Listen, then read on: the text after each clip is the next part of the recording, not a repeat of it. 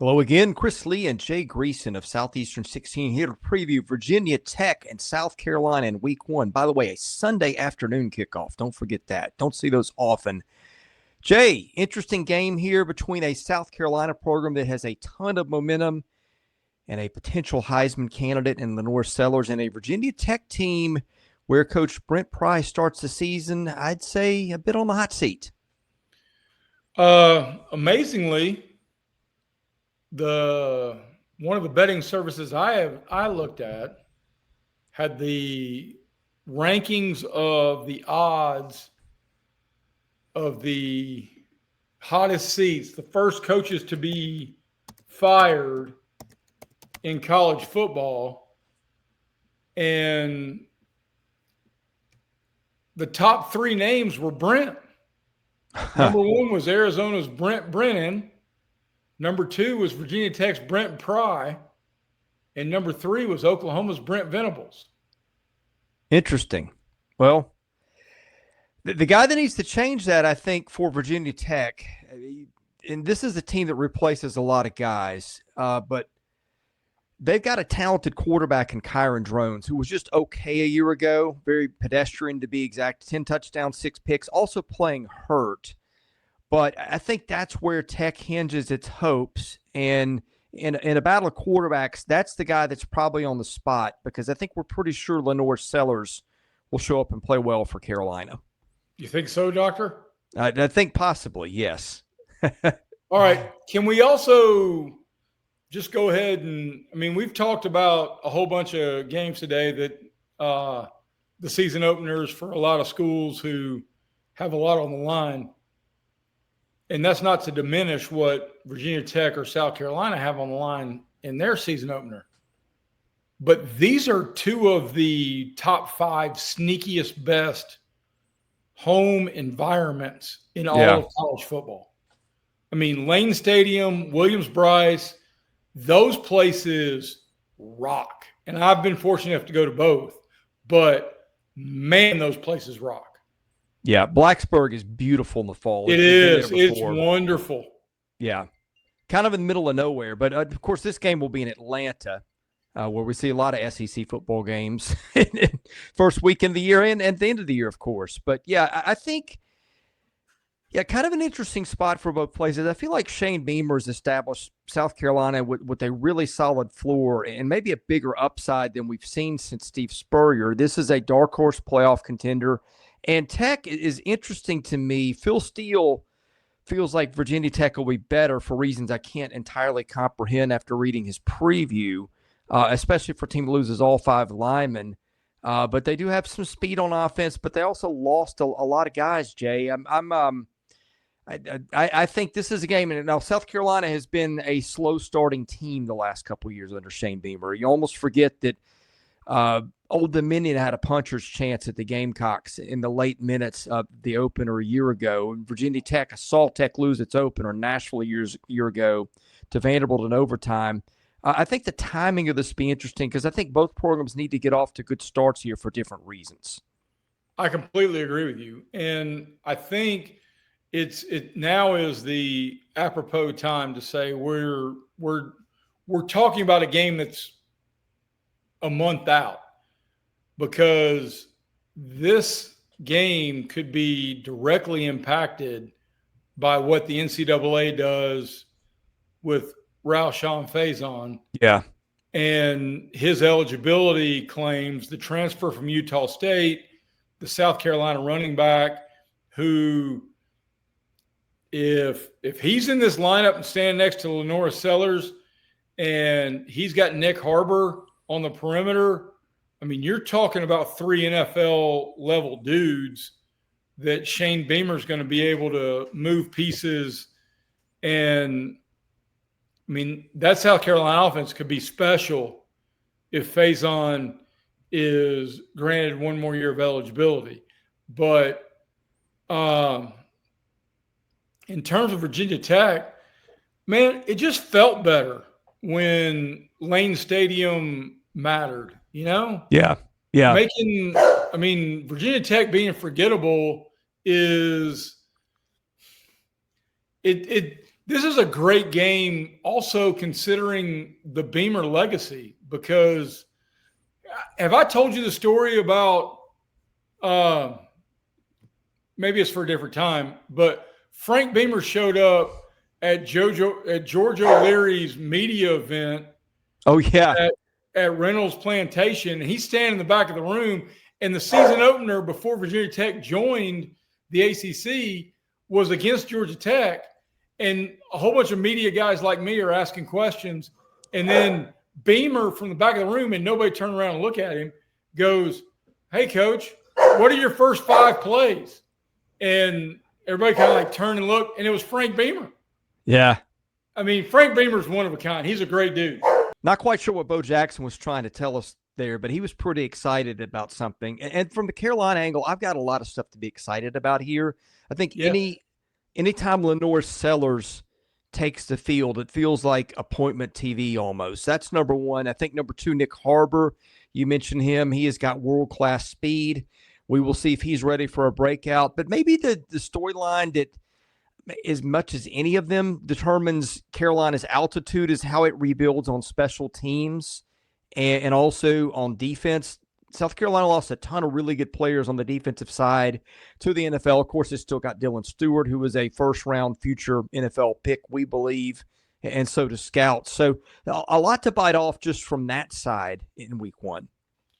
Well, and is Dylan Stewart ready to go from being an unbelievable complimentary piece to the Kyle Kennards and the rest of the guys that made plays all over the field in the front 7 for South Carolina? Is he ready to be the guy that creates the havoc and allows other dudes to make plays? I mean, That's the question to me, because it's easy. It's a hell of a lot easier to be Scottie Pippen than it was to be Michael Jordan. Yeah. And in that regard, when Pippen was asked to be Jordan, he sat out when Phil Jackson drew up the play for Tony Kukoc. So, I mean, is he ready to now be the bell cow? And that's a question that every college football team really has to ask themselves almost every single year. Hell, man, almost every single 3 months with the portal, because you never know who may pick up and walk. Before we talk a little more about Virginia Tech, Jay, let's give a shout out to our sponsor, Game Time Sidekicks, GameTimeSidekicks.com. Promo code SE16 for 20% off your order. Yes, that includes you too, Virginia Tech fans or fans of anybody. They've got over 350 colleges. They've got the college vault line. Game Time Sidekicks makes thousands of items of drinkware. They are beautiful works of art, and they also do an incredible job of keeping your hot drinks hot and your cold drinks cold, Jay. Well, and I can testify to this both in terms of I got a lot to do in the mornings. I write a column for the Times Free Press every morning online. It's called the 5 to 10. You can find it. But I pour my 1 full cup of coffee because that's all the caffeine I need. And it lasts me from 5 a.m. to 9 a.m. and it's still as hot as I poured it out of the pot. And I then a lot of times go to a softball field or a softball practice and then load it with ice, and it instantly switches. I mean, it's like a double agent. It is. It doesn't care what you throw at it. It's Tyrann Mathieu, who just recently retired, LSU Honey Badger. God bless you, man. What a great nickname. What a great career. But, hey, Honey Badger don't care. Doesn't care, hot or cold. It's got you right here. It is awesome. You will love these. I promise you. Again, GameTimeSidekicks.com. SE16 gets you 20% off your order. All right, Jay, Virginia Tech, a lot of unknowns on that side of the ball. We've talked about Kyron Drones, talked about how they've lost a lot. What stands out to you among what Tech brings to the table in game 1 here? Well, they bring a lot of athleticism, especially defensively. They bring a lot of desperation, especially from the sideline.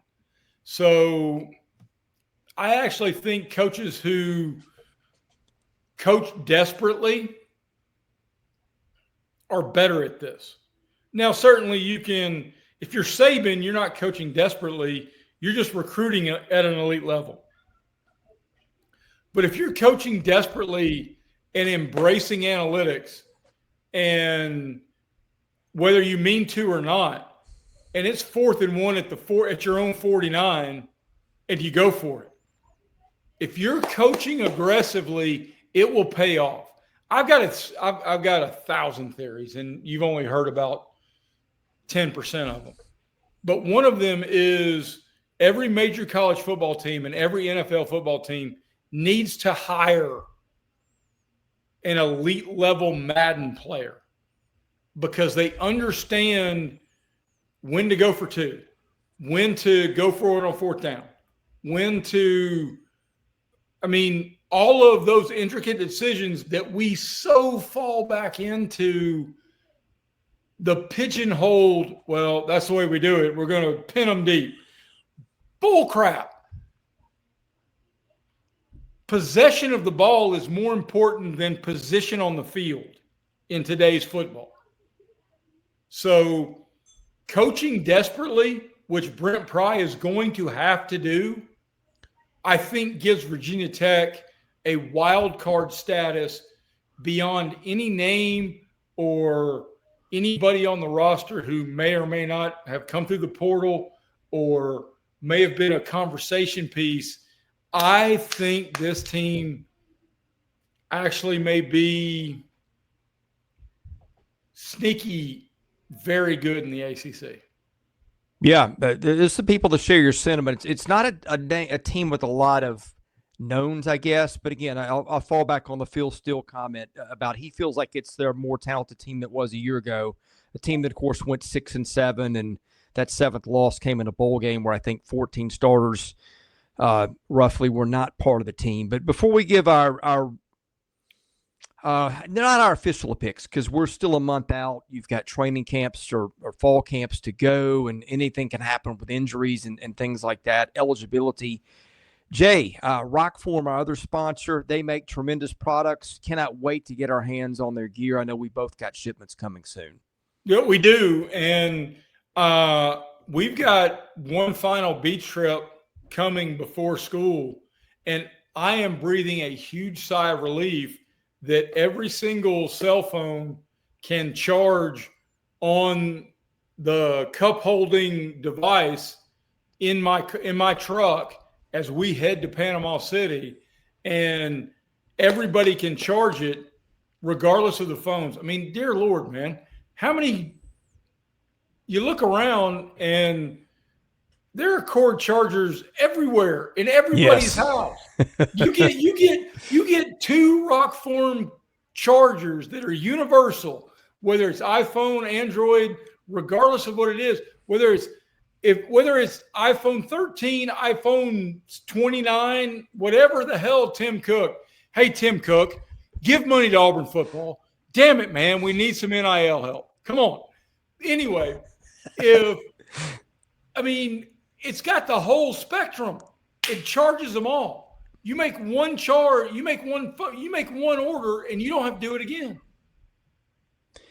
Yeah, I looking forward to getting rid of them. My favorite part is when you got different cords that charge different phones and different devices, and you pick one up in the dark and you stick the wrong one in the wrong plug. Hey, get the Rockform's wireless charger. You solve all those issues and more. By the way, a fantastic wireless speaker for golf too that actually attaches to the side of your golf cart with magnets. Trust me on this one. Rockform makes elite gear. Protect your electronics and things like that you need to protect. You can't go wrong with those guys. All right, you're lean on this game. I'm interested to see what you say because you've made a good case for Virginia Tech being the desperate team. And South Carolina, a team that has struggled, comparatively speaking, the first 2/3 of the season compared to the last third under Coach Shane Beamer. Well, I'll offer you this, and I offer this to our viewers. If Faison gets cleared, go immediately and bet on your legalized betting platform that you approve on on South Carolina. They're at home. They've got far and away the best player on the field.